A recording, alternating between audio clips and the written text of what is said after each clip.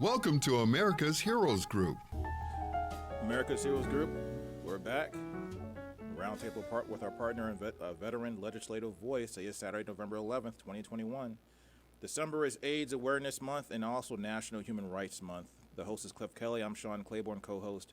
Our executive producer is Glenda Smith, and our digital media producer is Ivan Ortega of Scouts Honor Productions. But don't forget, as we said before many times, look at us on Facebook live streaming. You can also like and share so others can become connected and informed with resources and materials.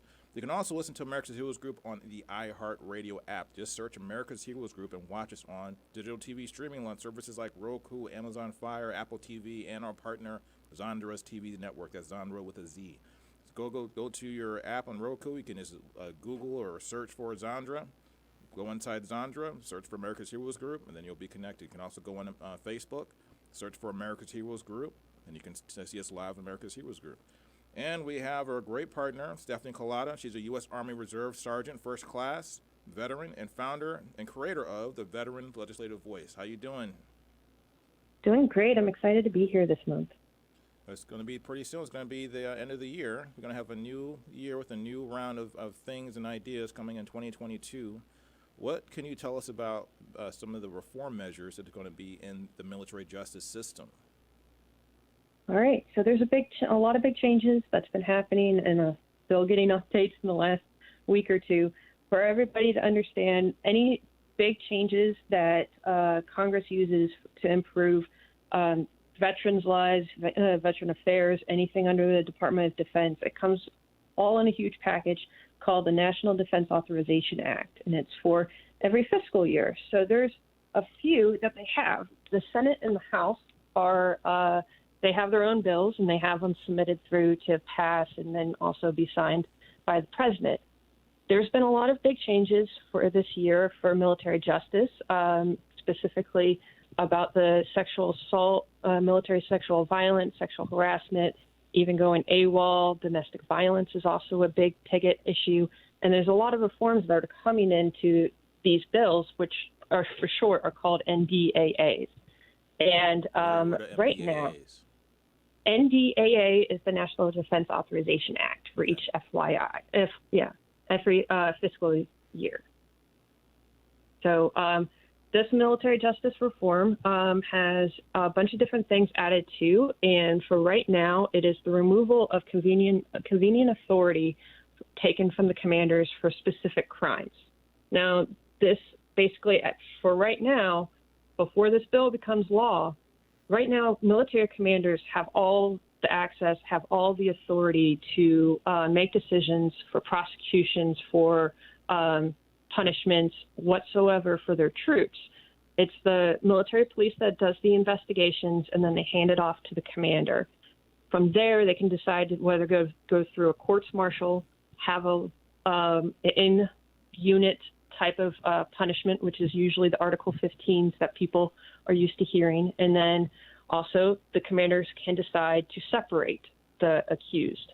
And so those type of things have been coming to light because many commanders are getting in trouble, or a lot of cases coming out when these commanders are acting very biased against the accused. Because most of the time, most of the accused are higher ranking in some sort of chain of command, and they're more likely to have a relationship, professional, personal, what have you, with the commanders, with the chain of command. So victims, the most targeted ones, are ones that are 18, even 17, 18, all the way up to 24. The majority of their ranks are E4 and below. That means they have zero power, zero authority, zero say in majority of things that happen to you. And so majority of the time, the commanders are going to hear what's happening. They're going to look at somebody that they do know and have worked with probably for years, and then they're going to look at the person that's accusing them of this. And these victims, these survivors, don't know these commanders. They often have no clue who these people are, don't have any personal information with, and a lot of times they're being judged in those type of situations. And so many survivors lack any type of restitution for all of the issues that they go through in their lives. We just had an admin NCO on just earlier in our earlier segment. Could the admin NCO be a person, as opposed to just like in my day when I was in the military, the normal process was you would go to your immediate commander. So maybe your sergeant, sergeant first class that was in your of your platoon or your group or your unit, you would go to them first, and then they might take it up to the first sergeant, and then it would go up the chain that way. Which, like you said, could be a big problem if you have a problem with someone who's in that cadre, who's in the chain of command itself, or who's affiliated was closely related to or affiliated or a buddy of someone in that chain of command. The admin NCO, could they be a neutral party? Because they're not technically in your direct chain of command, but they're supposed to be there as almost like a human resources type person. Yeah, that does happen at times, and other times they're not as biased. And other times they're very biased, but they're not held towards any right to act in the favor of their junior enlisted or those affected. A lot of times they work for the commander. Okay. The JAG officers that are assigned to the command, they work for the commander. That's who their boss is. That's who they pretty much almost signs their check every month. And the thing is that a lot of times, a lot of biases can happen. And a lot of times commanders have gotten in trouble for doing their own investigations. So if there is a sexual assault, even suspected, even rumor, the commanders, the first line leaders, anyone is supposed to contact military police directly, and they handle the investigations. But a lot of times commanders and other first line leaders do their own. And this came to light.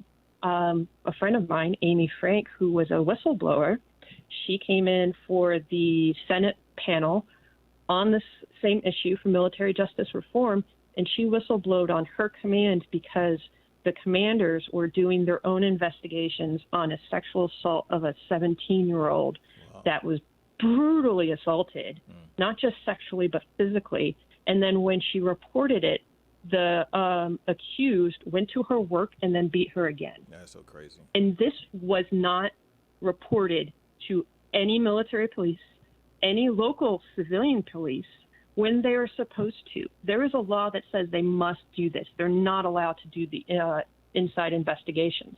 But with commanders feeling they have the authority to make the decisions on the accused or the victims, they pretty much try to exercise what they think is within their authority, and it's not. So taking the step of removing the authority from the commanders adds that extra security for survivors and victims so that they know that they could be treated more fairly. Right now, this authority in the NDEA, it's supposed to be removing it from the commanders. But one of the things that many that have been championing for this type of bill is Senator Kirsten Gillibrand, who's been a huge sexual assault advocate for the military. She is very frustrated, and she put out a statement that they have added certain things into the amendment for the NDEA. And while the commanders do not have authority to prosecute these serious crimes, they're still allowed to conduct trials, pick jury members, approve witnesses, and grant immunity. So these type of things that they have access to do can still thwart any authority or responsibility that a special prosecutor would have to actually go through this process to actually see if the accused is guilty or innocent, but also to make sure that they receive the punishment that they are supposed to receive. And you would think that the chain of command would want to. In some cases, I can understand if they're trying to protect their own butts, but you would think you'd create a better military. You'd want to have guys or women, whoever, that are not acting, who are being violent against other soldiers, taken out of the military, taken out of that. Why would you want people in your own unit at risk by having someone who's violent or having someone who's disruptive? I mean, that just doesn't make any sense. But I can understand somebody's trying to cover their own butt because they're doing the same bad behavior. It makes sense that you should have an independent authority on a base or in any military unit or military organization, so that way you have a place to go to and it holds everybody accountable. Yes, And the thing, and it's so important that we have that. And a lot of times people believe that there is a You're fading conflict out a little of bit. You gotta interest. go back to the mic. A little. Oh, sorry. There you go. Okay. There we So, so a lot of times for the commanders right now, a lot of them believe that they have a conflict of interest in mind when they're going through these things. A lot of times commanders, they think they're doing what's best. And to me, the biggest fault that happens, or the reason why these things happen, is because of re-victimization. These people, they would unknowingly believe that the victim, that the actual victim of the crime, probably did it to herself, or they had more fault in going at it as the actual alleged. Those type of situations are very common when it comes to inside the command or inside units. And it's also the commanders might not just believe the lower enlisted, and that's been a very difficult thing to happen. And once these things actually do come out, from what I've seen, because I was a sexual assault response coordinator myself, once we receive a complaint or a report, there's usually, that's just the tip of the iceberg of all of the Pandora box of issues that's happening inside of a unit. It's just one of those things that will hit that red flag. And once you start looking, there's a ton of different issues also happening. So to a point, no one's innocent when you go into those type of situations. And it's very hard for survivors to protect themselves. Many survivors actually separate from the military within 2 years. I believe it's like 60% of victims and survivors, they will separate because of what's happened, either against their will or whether they want to voluntarily. It's just so many things that happen, and we're more likely to lose these people towards these crimes than actually retain them. The craziest thing is the highest attrition rate of demographics are young women, 18 to 24, E4 and below, and those are the ones that do not, they're the most likely to not recontract when their contract's up. And what do veterans need to do, and what do civilians need to do to try to get more attention to this issue, and also try to get this legislation truly taken to the next level where it's actually on the books, it's actually a real thing where we have third-party accountability and also oversight, so that commanders are not just being their own the police investigator, judge, jury, report recipient.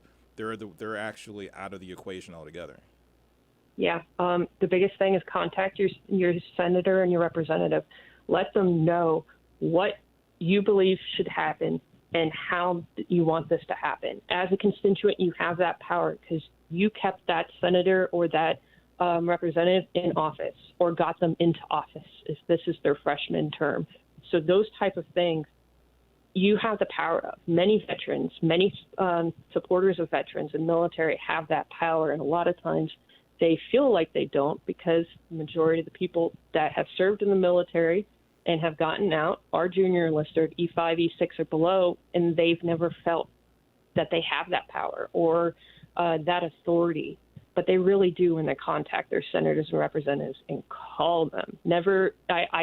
I try to recommend against emailing or snail mail because those take months to go through, process, and reply. I sent an email to Senator Marco Rubio last January with all the issues that was happening then, and I did not get a reply until May. Wow. Yes. Wow.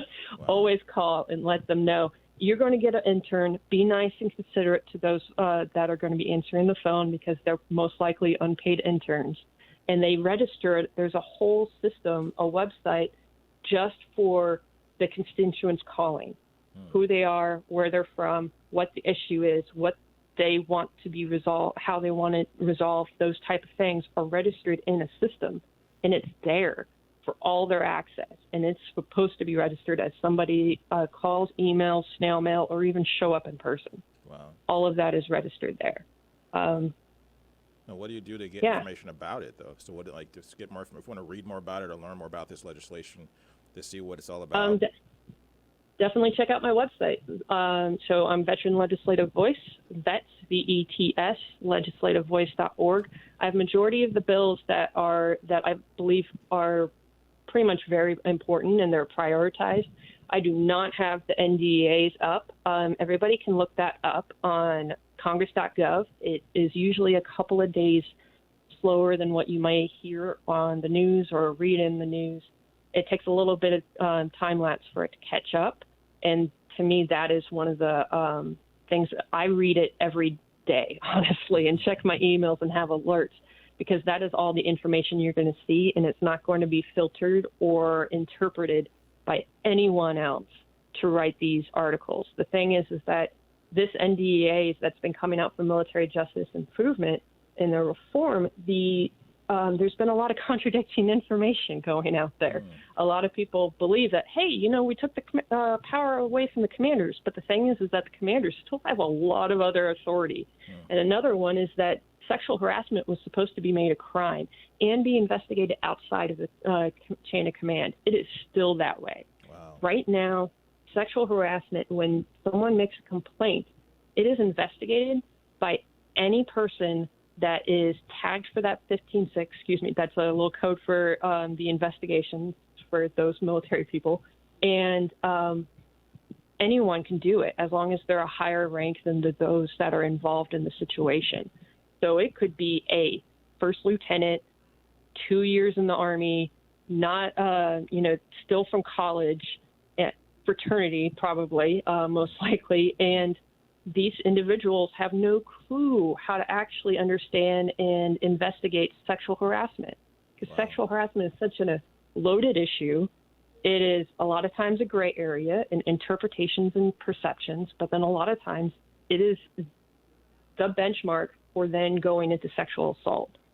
They found that sexual harassment, if that is happening, sexual assault victims, they are most likely sexually harassed in the beginning before it becomes assault.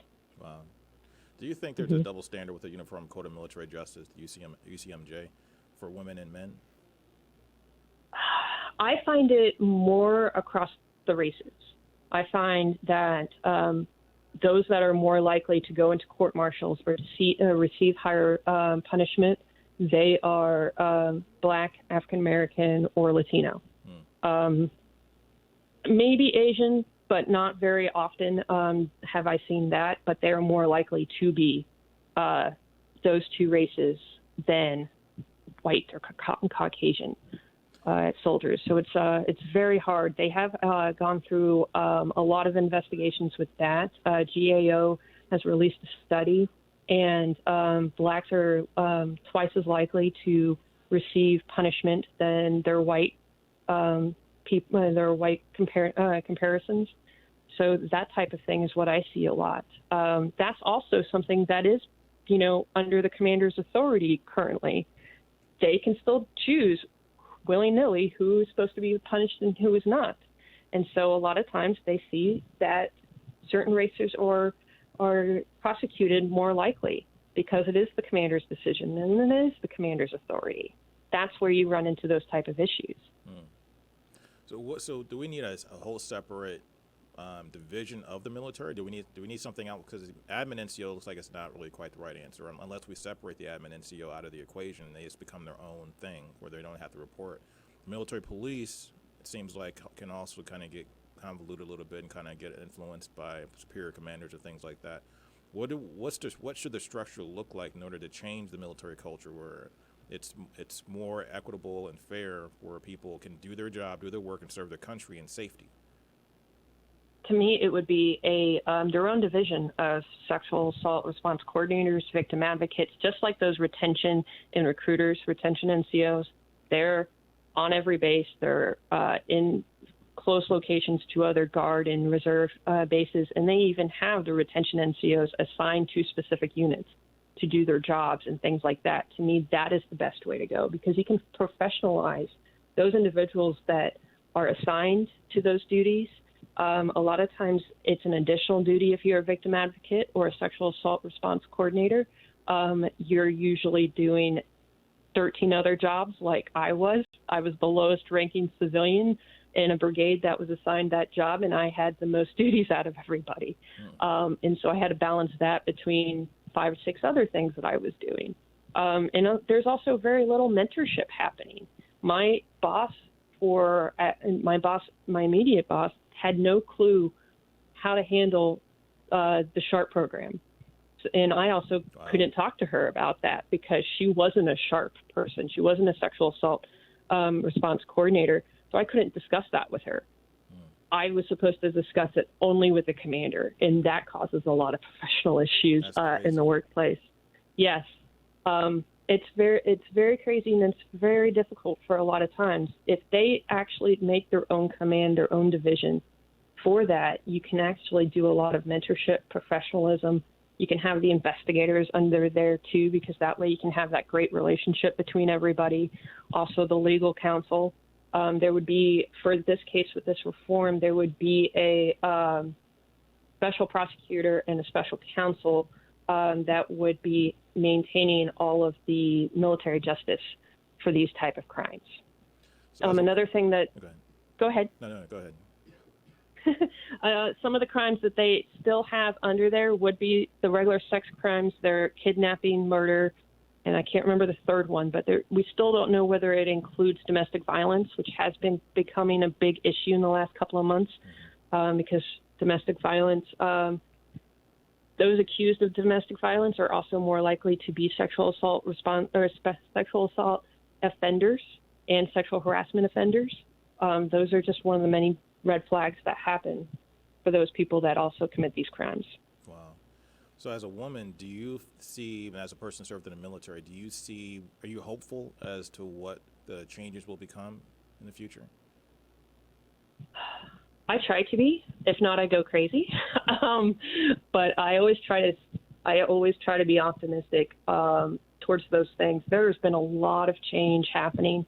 Some of the great things that happened when I was a sexual assault response coordinator was some of the training sessions I had with the brigades and the battalions. I would always have a command sergeant major next to me. Didn't care if he was white, black, Asian, Latino, or male or female. I always had that one person next to me to help harp on these type of things. And it's also making them listen to the new rules as well. I get them involved. And I see a lot of involvement with those type of individuals, and it's great when you see that. Wow. So tell us once again, how do we connect with you on social media? What do we do to go to your website? How do we get a hold of you? Yeah, Veteran Legislative Voice. I am on Facebook, Twitter, Instagram, and my website, vetslegislativevoice.org. Wow. This is hopefully this will get changed in this next upcoming year, 2022. So guys, go out there, make your voice heard, call your congressmen, call your senators up, make sure they know what's going on, make sure you know how you feel, because this is something we got to fix. This is not something that we can just pretend like it's not a big deal or it's just only a few people. This is something that's pervasive in the military. It affects men and women across the country, even overseas and duty stations overseas, and it's not functional. You can't function. You can't have a military function like this.